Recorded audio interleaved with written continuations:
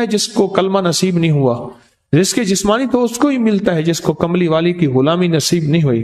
جسمانی تو اس کو ہی ملتا ہے جو آخرت اور قبر کا انکار کرتا ہے، رزق جسمانی تو اس کو ملتا ہے جو جنات اور برزخ کا انکار کرتا ہے، رزق جسمانی تو اس کو ملتا ہے جو خود کملی والی کی نبوت کا انکار کرتا ہے، وہ تو بے بہا لوگ ہیں۔ اللہ سے کہنا ہے اللہ رزق روحانی بھی دے اور رزق جسمانی بھی دے، دو رزق کٹھے عطا فرما۔ کون سا رزق؟ ایسا نہ ہو کہ میری نسلوں میں صرف مال دولت اور چیزیں ہوں اور تیرا نام اور تیرے حبیب کا نام نہ ہو، تیرا نام اور تیرے کملی والے کا نام نہ ہو، تیرا نام اور تیرے دوستوں کا نام نہ ہو، تیرا نام اور تیری آل و اصحاب کا نام نہ ہو، کہیں ایسا نہ ہو میں محروم ہوں۔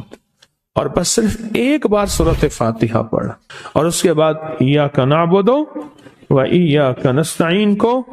دوہرا۔ تو میں نے اس سے عرض کیا کہ بس اس کو وجدان سے پڑھو،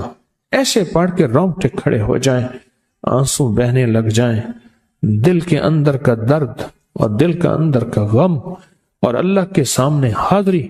استحضار اور یہ کیفیتیں تیری ہوں کہ بس اس کے علاوہ کوئی مجھے یاد نہ رہے۔